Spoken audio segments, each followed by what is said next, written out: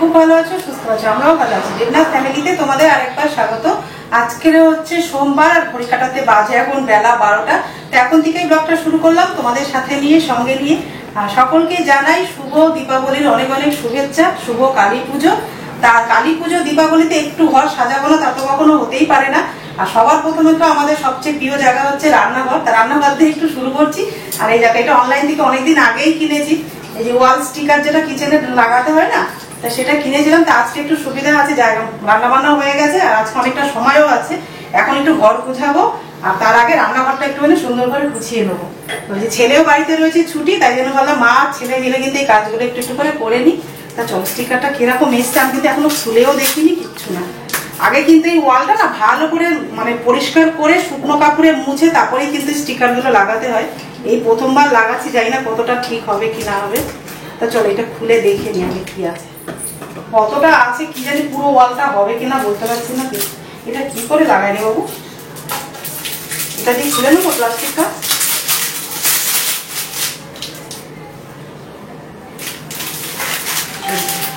চলো আগে ওয়ালটা পরিষ্কার করে নিই, তারপরে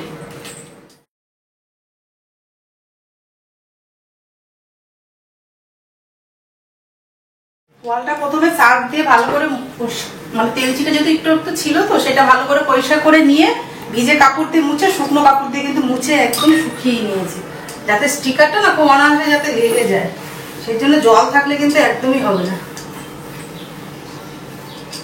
দেখি কি হয়, প্রথমবার তো লাগাচ্ছে, ঠিকঠাক মতন হলে তাহলে ভালো লাগবে। চল, পুরো শুকিয়ে গেছে, এবার স্টিকারটা লাগিয়ে দিই। দীপাবলির স্পেশাল ব্লগ বলতে পারো। রান্নাঘরটা একটু নতুনের মতন করে সাজানো, ঘরটা একটু পরিষ্কার পরিচ্ছন্ন করা, সব কিছু একটু নতুনের ছোঁয়া তো থাকবেই থাকবে আজকের। তাই জন্য কিন্তু অল্প কিছু রান্নাঘরের জন্য কেনাকাটা করেছি, সেইগুলো একটু রান্নাঘরটা একটু সুন্দর করে সাজাবো। আর বেডরুমটা আছে, বেডরুমে নতুন একটা বেড কাভার পাতবো। আর সব কিছু মিলিয়ে মিশে বলতে পারো আজকে দীপাবলির দিনটা সকাল থেকেই কিন্তু শুরু হয়ে গেল কাজকর্ম দিয়েই। তা ছেলে আর আমি মিলে কিন্তু একটু লেগে পড়েছি।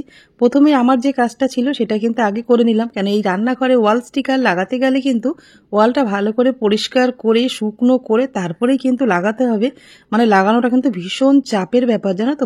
খুব সহজে কিন্তু লাগানো যায় না, একটা বিচ্ছিরি আঠা থাকে ওর মধ্যে। তুমি ধরতে না তোমার পুরো কাগজটাই একদম কুচকে মুচকে একদম একাকার হয়ে যাবে। খুব সাবধানে করতে। আমার ইচ্ছা ছিল জামাইকে দিয়ে এটা লাগাবো, তাহলে ওরা না খুব সুন্দর করে লাগাতে পারে, কেন এইসব কাজ তো ওরা করে, হ্যান্ড পেন্টিং, তারপরে ওয়ালে স্টিকার লাগানো, এগুলো তো ওরা করেই থাকে। ওই জন্য ওদের কাছে এই কাজগুলো কোনো ব্যাপার না, কিন্তু আমাদের কাছে ভীষণ চাপের ব্যাপার। কোথা দিয়ে কিভাবে লাগাবো সত্যিই বুঝতে পারছি না। চওড়া একটু বড় হয়েছে, তাই জন্য সমান করে মাপ নিয়ে কিন্তু কেটে নিলাম। এটা কিন্তু একজনের দ্বারা একদমই সম্ভব না, আমি তো পারলামই না। ছেলে করলো, কিন্তু সবটা ফিনিশিংটা খুব একটা ভালো হয়নি, একটু কুচকে গেছে বলতে পারো। আঠাটা এমনই যেখানে লেগে যাচ্ছে আর ওঠানো যাচ্ছে না, সমান করা যাচ্ছে না। কি বলবো, যাচ্ছে তাই অবস্থা। খুব কষ্ট করে লাগানো হয়েছে আর কি। তা ওই দিকটা ওয়ালটা কিন্তু যে কোনাটা দেখছো ওটা কিন্তু ওখানটা আসেনি, একটু ছোট হয়ে গেছে। আমি যে লম্বা করে যেই ছোট করে একটু কেটে নিয়েছিলাম একটা সাইড থেকে, সেইখান থেকে কেটে কেটে পিস করে ওই যে বাবু যেখানটা হাত দিয়ে লাগাচ্ছে সেই জায়গাটা কিন্তু মেকআপ করেছি বলতে পারো, ওই ছোট ছোট পিসগুলো। কিচেন ওয়াল স্টিকারটা লাগানোর পরে কেমন লাগছে আমার রান্নাঘরের লুকটা অবশ্যই কিন্তু তোমরা কমেন্ট করে জানিও। আমার কিন্তু এই পিনটা বেশ ভালো লাগছিল, একটু হোয়াইটের মধ্যে রয়েছে তো আলোটা বেশ ভালো লাগবে, জানো তো। বেশি একটু ডিপ কালার নিলে না রান্নাঘরটা এমনিতেই অন্ধকার অন্ধকার লাগে, আর ডিপ কালার নিলে কিন্তু কালারটা আরও চেপে যাবে, আলোটা একদমই আসতে চাইবে না। সেই জন্য আমি একটু হোয়াইটের মধ্যেই কালারটা নিয়েছি। তোমাদের কেমন লাগলো অবশ্যই কিন্তু কমেন্ট করে জানিও। আমার কিন্তু বেশ ভালো লাগছে, বলতে পারো রান্নাঘরের লুকটাই কিন্তু একদম চেঞ্জ হয়ে গেছে। তাই দেখো, কিচেন র্যাক কিন্তু অনেকদিন আগেই একটা নিয়েছিলাম, এই র্যাকটা কিন্তু তোমাদের দেখিয়েছিলাম, কিন্তু স্টিকারটা আগে দেখানো হয়নি। এটাও মিশো থেকে নেওয়া হয়েছে। এটা যে কিভাবে লাগাবো সত্যিই বুঝতে পারছি না, আমার তো মাথায় কোনো কাজ করছে না। এর মধ্যে কিন্তু ছোট ছোট স্ক্রু দেওয়া রয়েছে, সব কিছুই দেওয়া রয়েছে। যেখান থেকে নিয়েছি মিশো থেকে নিয়েছি, মিশোতেই আবার দেখতে হবে কিভাবে এটাকে ফিটিংস করতে হবে। আমার তো কোনো মাথায় ঢুকছে না, আমি সব রকমভাবেই চেষ্টা করছি কিন্তু কিছুতেই হচ্ছে না। দেখি কিছু তো একটা তো করতেই হবে, আর আমাকে এটা সেট করতেও হবে। তা মিশো থেকে কিন্তু যেখান থেকে নিয়েছিলাম সেই সাইডে গিয়ে কিন্তু আমি ভালো করে দেখেই নিয়েছি এটা কিভাবে লাগাতে হয়। তা দেখে নেওয়ার পরে কিন্তু মাথার মধ্যে ভালো মতন চলে এসছে। তা দেখো আমার কিন্তু লাগানো হয়েও গেছে, আমি রীতিমতন হাঁপিয়ে গেছি বলতে পারো। অনেকটা সময় লাগলো জানো তো বুঝতে, বুঝতেই সময়টা বেশি লাগে, লাগাতে কিন্তু বেশিক্ষণ সময় লাগে না। তা দেখো নিচেরটা কিন্তু লাগিয়ে ফেলেছি, এবার স্ক্রুগুলো একটু টাইট দিলেই কিন্তু ব্যাস কিচেন র্যাক কিন্তু আমার একদম রেডি হয়ে যাবে। তো চলো লাগানোর পরে তোমাদেরকে দেখাচ্ছি কেমন লাগছে সামনে থেকে। আমার তো বেশ ভালো লাগছে, হোয়াইট হোয়াইট না। আর রান্নাঘরে দেখবে সাদার মধ্যে কিছু করলে না রান্নাঘরের মানে একটু আলো আলো হয়ে যায়, মানে আলোটা বেশ ফোটে যেন রান্নাঘরে।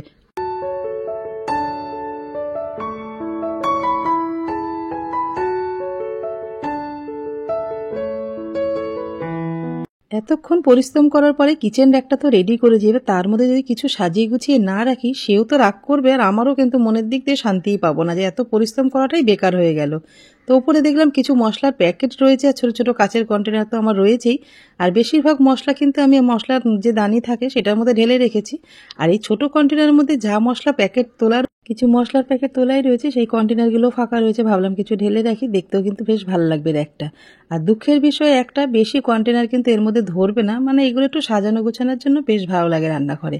তো উপরে দুটো কন্টেনার রেখেছি, শোকেসের মধ্যে 4খানা মতন ছোট ছোট শোপিস ছিল, তো দুজনকে তুলে নিয়ে এসে এইখানে বসিয়ে দিয়েছি, মানে ওই জায়গাটা ফাঁকা থাকবে, দেখতে কিন্তু বেশ ভালো লাগছে। তোমাদের কেমন লাগলো কমেন্ট করে কিন্তু জানিও। রান্নাঘরটা কিন্তু একদম পরিষ্কার পরিচ্ছন্ন করে নতুন কিছু ছিল সেগুলো দিয়ে রান্নাঘরটা কিন্তু মোটামুটি একটু সাজিয়ে নিয়েছি।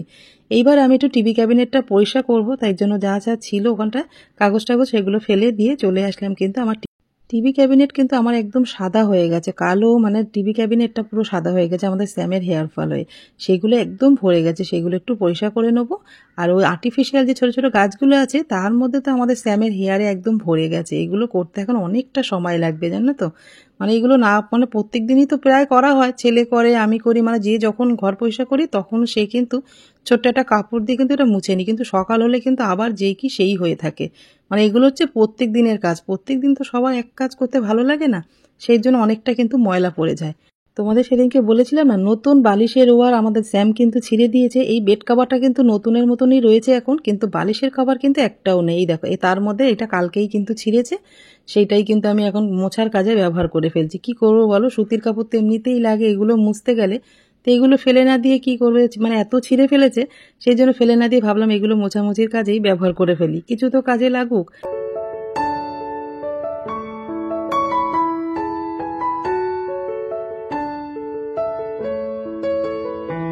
দীপাবলির ঘর পরিষ্কার, ঘর সাজানো গোছানো বেশিরভাগ মানুষ কিন্তু আগের দিনই করে, কিন্তু আমার করা হয়নি। কালকে মা ছিল না, একদম কিছু কাজ করতে ইচ্ছা করছিল না। আর কালকে যদি কাজগুলো করতাম মানে আজকে কিন্তু ডবলই খাটনি করতে হতো আমাকে, কেন বুঝতেই পারছো, মানে রাত পোহালেই কিন্তু ঘর আবার একই রকম নোংরা হয়ে যায়। ওই জন্য ভাবলাম ঠিক আছে কালকে আর করবো না, এমনিতেই মা রয়েছে। তা মা বাড়ি চলে গেলে সকাল থেকে রান্নাবান্না সেরে তারপরে একদম পরিষ্কার করবো। আর দীপাবলিতে দেখবে ঘরটা যদি একদম ফ্রেশ পরিষ্কার থাকে না, বিকালে বেশ সাজাতে গোছাতেও বেশ ভালো লাগে। ওই জন্য মানে সব কিছু ভেবে চিন্তাই ওই জন্য আজকেই সকাল থেকেই মানে একটু বেলা করেই পরিষ্কারগুলো শুরু করেছি, সকালবেলা করা হয়নি, রান্নাবান্নাগুলো করে নিয়েছিলাম আজকে, ওই জন্য রান্নাবান্না সেরকম একটা ঝামেলা করিনি, জানি এতগুলো কাজ করতে হবে। আর এমনিতেও আজকে সোমবার, বেশি কিছু রান্না করতেও হবে না। বাবু বললো মা আর বেশি কি তরকারি টরকারি করো না, ডাল আর আলু ভাজা একটু পাঁপড় ভাজা করে দিলে আমি কিন্তু খেয়ে নেবো। তাই বললাম ছেলে যেকালে খেতে পারবে তাহলে আমরা কেন পারবো না, সেই জন্য আলু ভাজা আর পাঁপড় ভাজাটা ওটা খাওয়ার সময় ভেজে নেবো। আর ডাল আর ভাত কিন্তু আমার সকালেই হয়ে গেছে। আর আজকে তো অমাবস্যায় লাগবে, অমাবস্যায় লাগার আগে যদি ভাতটা খেয়ে নিতে পারতাম না সবচেয়ে ভালো হতো, কিন্তু কাজ করতে করতে জানি না কতটা বেলা হবে। যাদের বাতের ব্যথা, সাইটিকা বাত, তারপর কোমরের ব্যথা, হাঁটু ব্যথা, পায়ের পাতা ফুলে যায়, যন্ত্রণা করে, তাদের অমাবস্যা পূর্ণিমাতে ভাতটা না খাওয়াই ভালো। ভাত খেলে না বেশি শরীরের ব্যথা ট্যাথাগুলো খুব বেশি হয়, আর ভাতটা যদি একটু কম খাওয়া যায় দেখবে ব্যথা ট্যাথাগুলো অনেকটাই কম হয়। আর অমাবস্যা পূর্ণিমাতে যে কোনো ব্যথাই কিন্তু ভীষণভাবে চাগা দেয় জানো তো। অমাবস্যা আর পূর্ণিমা লাগার আগে ভাতটা যাতে খেয়ে নিতে পারি সেই জন্য তাড়াতাড়ি সব ব্যবস্থা করছি। তো চলো রান্নাগুলো সেরে নিই। তুই নামালি বাবু? এই তো কই তেলটা ছেঁকতে হবে তো। শিখেছি। আরে ওইভাবে না, যেভাবে লুচি ওইভাবে তুলে তেলটা ছেঁকে যাবে। দেখেছো কেমন কাজ করে আমার ছেলে? ভীষণ কাজের, হয়ে যাওয়ার পরে যায় না, হয়ে যাওয়ার পরে যায় বুঝলে, খুব কাজের ও। এ বাবু কড়াই তেল ভর্তি কিন্তু দিস না কড়াই আবার, এবার সাইড কর। হ্যাঁ সাইড করো। দেবনাথবাবু আর ছেলে যদি এত কাজ করে তাহলে আমি আর সারাদিন আর কি করব বলো, এরা এত বাবা ছেলে এত কাজের মানে বলার মতন না। তা ছেলে এসে একটু আলু ভাজাটা তুলে দিতে আর একটু পাঁপড় ভাজে, তা দিতে তো চাইছেই না, পাঁপড় ভয় পাচ্ছে তেলের দিকে, এদিকে করারও ইচ্ছা হচ্ছে এদিকে আবার ভয়ও পাচ্ছে। তা চলো, ছেলে তো কিন্তু আলু ভাজাগুলো নামিয়ে নিল, নিয়ে পাঁপড়টাও কিন্তু ভাজছে। তা আজকে দুপুরে বললাম না, ডাল আর আলু ভাজা আর পাঁপড় ভাজা এই দিয়ে কিন্তু আজকে দুপুরে আমরা খাওয়া দাওয়া করে নেবো। তা দেখো আমাদের সবার কিন্তু খাওয়া দাওয়া হয়ে গেছে, আর এঁঠো বাসন সমস্ত কিছু মেজে একদম পরিষ্কার করে রান্নাঘর কিন্তু একদম গুছিয়ে রেখে এসেছি। তারপর ডাইনিং টেবিলটা একটু লিকুইড দিয়ে ভালো করে দেখো আমি কাজটা ভালো করে পরিষ্কার করে নিলাম, নিচ থেকে ওপর পর্যন্ত ভালো করে মুছে পরিষ্কার করে। আর এই যে দেখছো টেবিল রানারগুলো আমি কিনেছিলাম অনলাইন থেকে, সবই কিন্তু মিশো থেকে আমি কেনাকাটাটা বেশিই করি। তা সব কিছু কিন্তু মিশোতে খুব ভালো আসে। মিশো থেকে আজ পর্যন্ত যা যা কেনাকাটা করেছি আমার কিন্তু সব কিছু ভালো এসছে, যেরকম দেখেছি ঠিক সেরকমই কিন্তু জিনিস এসছে। এই টেবিল রানারগুলো কিন্তু ভীষণ ভালো চলছিল, মানে মিশোতে দেখলাম বেশিরভাগ লোক কিন্তু এই রানারটা নিয়েছে। তা আমিও কিন্তু এই হলুদ কালারের এই টেবিল রানারটা কিন্তু নিয়েছি, আর জিনিসটা কিন্তু খুব ভালোও এসছে, জানো তো কোয়ালিটিটাও কিন্তু খুব ভালো, খুব একটা খারাপ না। তা দেখো উপর থেকে কিন্তু কাজটা মোছার পরে টেবিল রানারটা পেতে দিলাম। দীপাবলি উপলক্ষে অনেক কিছুই তো কেনাকাটা করেছে, আর কিছু অ্যাড টু কার্ট করা রয়েছে, কিছু অনলাইনে অর্ডারও দেওয়া রয়েছে, সেগুলো কিন্তু এই মুহূর্তে তো এসে পৌঁছায় নিয়ে আসলে কিন্তু টেবিলটা আরও সুন্দর করে সাজাতে পারতাম। একদম শেষ সময় গিয়ে অর্ডার করেছে তো এই জন্য হয়তো দেয়নি, কিন্তু যেগুলো কিনেছি অনেকদিন আগে একটু একটু করে কিনে রেখেছিলাম দীপাবলিতে সাজাবো বলে ঘরটা, সেগুলো তো চলে এসছে, সেগুলো টুকটুক করে সাজিয়েও নিয়েছি। আর কিছু পুরনো জিনিসও কিন্তু আজকে দীপাবলির সন্ধ্যাবেলা কিন্তু সাজাবো, সেগুলো কিন্তু পুরনো রয়েছে, সেগুলোও তো কাজে লাগাতে হবে, তাই না? ঘরের সব সময় যে নতুন কিনে ব্যবহার করব তার তো কোনো মানে নেই, পুরনো জিনিসও আমরা কাজে লাগাতে পারি। আর এই দেখো ময়ূরের মতো দুটো ক্যান্ডেলস নিয়ে এসেছে, বেশ দেখতে সুন্দর, ওগুলো আমার না জ্বালাতে একদমই ইচ্ছা করছে।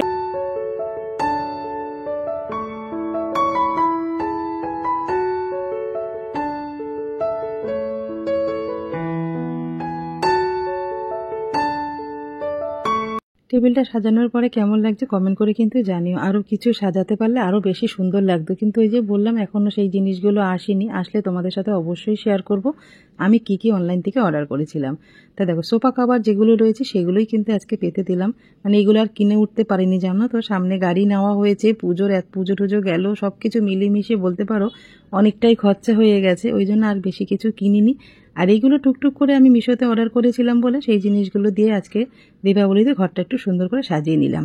আর এই বেড কভারটা কিন্তু দুর্গাপুজোর আগে একটু কেনা ছিল, সেই জন্য আজকে কিন্তু এই বেড কভারটা আজকে আমার ঘরে পেতে দেবো। তা চলো কাজগুলো সেরে নিই একটু একটু করে, পরে তোমাদের সাথে গিয়ে আবার কথা হচ্ছে।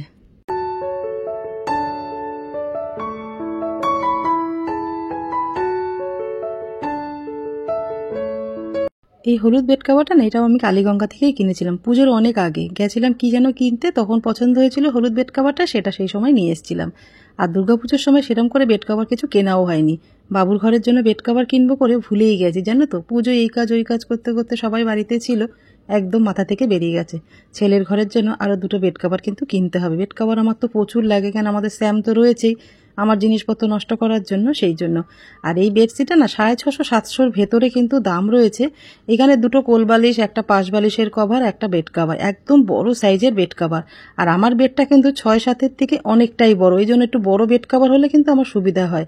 এর আগে অনলাইন থেকে 2-4টে মতন আমি বেডশিট কিনেছিলাম, কিন্তু আমাদের বেডে না একদমই হয় না, যেন তো অনেকটাই ছোট হয়ে যায়, কিং সাইজের নিই তাও হয় না, কিন্তু আমাদের 6-7-এর থেকে না আমাদের বেডটা অনেকটাই বড়। আর আমাদের তুলনায় আমাদের বাবুর ঘরে যে বেডটা রয়েছে সেটা একটু ছোট, ওই জন্য ওই বেড কভারগুলো বাবুর ঘরে খুব সুন্দর কিন্তু হতো ফিটিংস, আমাদের ঘরে কিন্তু পাতলে একদমই হয় না, একদিকে পাতলে আর একদিকে কিন্তু উঠে যায়, দেখতে কিন্তু ভীষণ বাজে লাগে। আর বেড কাভার পাতলে যদি গদিটা দেখা যায় না কি বাজে লাগে বলো তো। আর ওই জন্য না আমি এখন থেকে অনলাইন থেকে কিন্তু একটাও বেডশিট কিনি না, যা কিনি দোকান থেকে কিনি। আর এই যে দেখছো হলুদ বেড কাভারটা বেডে পেতেছি, আমাদের বেডের তুলনায় কিন্তু অনেকটাই বড়, আর পাতার পরে কি ভালো লাগছে বলো তো বেডশিটটা, তোমাদের কেমন লাগলো কমেন্ট করে কিন্তু জানিও।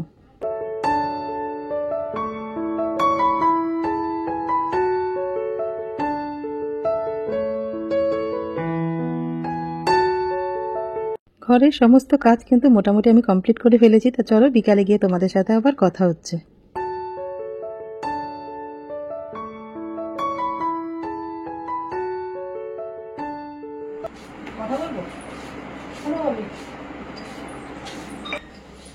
এই যে দীপাবলির আমার সাজ, এই শাড়িটা কিন্তু অনেক দিন আগে কেনা, তাই ভাবলাম আজকে একটু পরি, কারণ পরা তো হয়ই না শাড়িগুলো, একদম পরে পরে শাড়িও নষ্ট পাচ্ছে, আমাদের একটুও পরে না দেখে না, তাই জন্য আজকে দীপাবলিতে এই শাড়িটা পরলো, কেমন লাগছে জানিও। আর এই যে দেবনাথ বাবু যে দীপাবলি ধনতেরাসের জন্য যেটা দিয়েছে সেটাই আজকে একটু পরবো। এটা উঁচু উপরটা নিচে হয়ে গেছে দেবনাথ, আমি কিন্তু অনলাইন থেকে মানে মিশো থেকে নিয়েছিলাম আগের বছরে। একটা ব্যবহার করেছি আর একটা কিন্তু ব্যবহার করা হয়নি। এগুলো দীপাবলির জন্য কিন্তু সাজাতে বেশ ভালো লাগে। এর মধ্যে একটু জল দিয়ে ফুলের পাপড়ি দিয়ে একটা মোমবাতি দিলে কিন্তু বেশ ভালো লাগে। আর এই যে তার জন্য কিন্তু এই ব্যবস্থা আছে। চলো এগুলো একটু সাজিয়ে নিই। আর এই যে এটার মধ্যে যে ফল রাখা হয়, আজকে কিন্তু ফল বাড়ন্ত যা ছিল ছেলে আর আমি খাওয়া হয়ে গেছে, তাই জন্য এটাও কিন্তু আমি দীপাবলির কাজে ব্যবহার করছি। এই একটুখানি গোলাপের পাপড়ি দিয়ে দিলাম।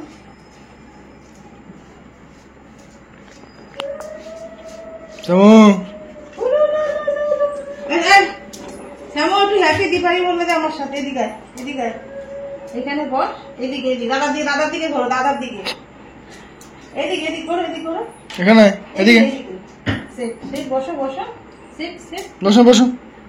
হবে না, সব সময় অস্থিরতা।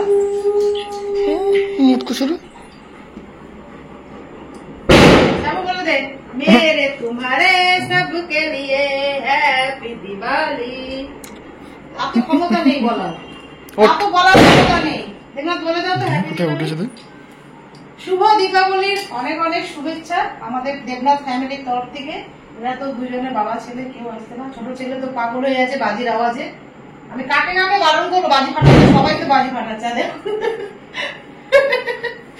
ওই বেলা 4টে পর্যন্ত আমি এত কাজ করেছি, এত কাজ করেছি, এই যে এর জন্য আমার সব লন্ডভন্ড হয়ে যাচ্ছে। বুঝেছো?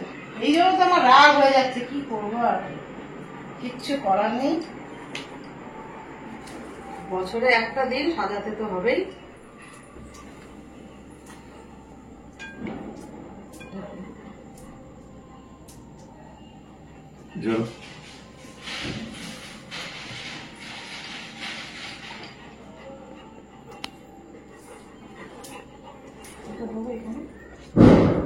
হেভি লাগছে না? হ্যাঁ হ্যাঁ, এটা দাও, এটা দাও, এটা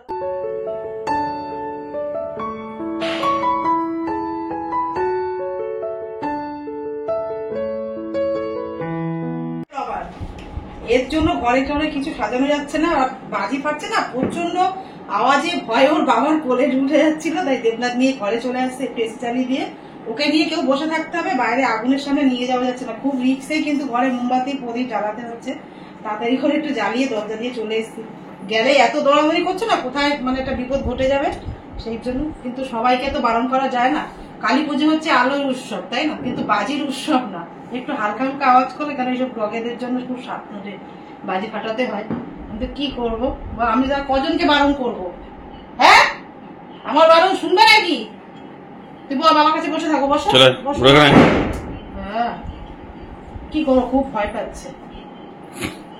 আমি তো একদম গরমে সেজে গেলে ঘেমে গেছে কটা মোমবাতি ধরাতে গিয়ে।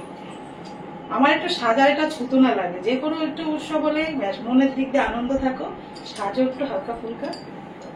আমার মনে হয় এটাই হচ্ছে আনন্দ, এটাই সেলিব্রেশন। দেবনাথবাবু তো কোথাও নিয়ে যায় না, বড় বড় ঘোরাফেরার ব্লগ তোমাদের সাথে শেয়ার করতে পারি না। তাই কিছু তো নিজেকে আনন্দের মধ্যে আর খুশির মধ্যে রাখতে হবে। তাই জন্যই আমার কাছে কালী পুজো, দীপাবলি মানে একটু শাড়ি পরো, হয়ে গেল সাজা বলে। শুভ দীপাবলি। ঘরে বসে থাকবো আমি নিয়ে। হ্যাঁ, বসে থাকো।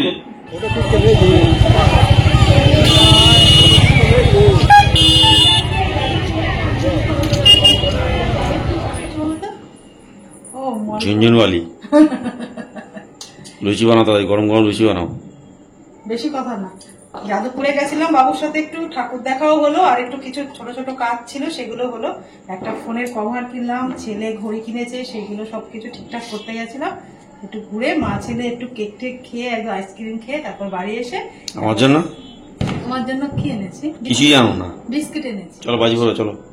বাজি পোড়াতে যাওয়ার আগে রাতে রান্না বান্না একটু করে একটু গুছিয়ে রেখে যাই। লুচিটা এখন করবো না, লুচিটা এসে রাতেবেলা খাওয়ার সময় করবো। আবার একটু পনির আর আলু দিয়ে আর ক্যাপসিকাম দিয়ে একটু সবজি বানাবো।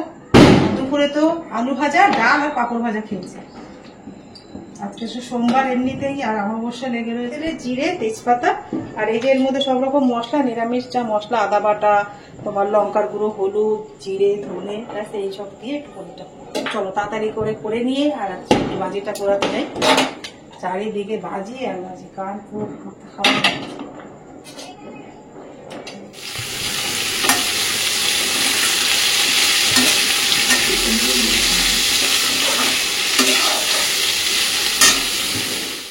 ঠাক ঠাক চারিদিকে ঠাক ঠাক ঠাক ঠাক।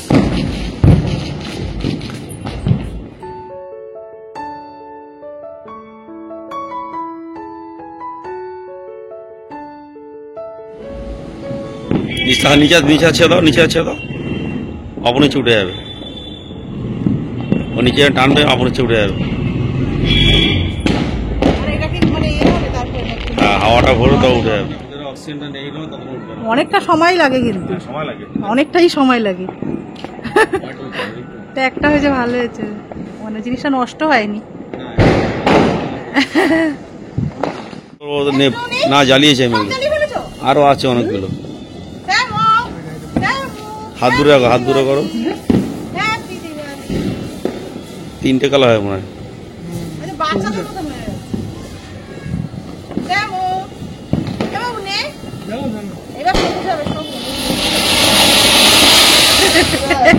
এই তো দাদা কি দাঁড়াচ্ছে, দেখো ভয়, দেখো অত বড় ছেলে বাজি ভয়ে।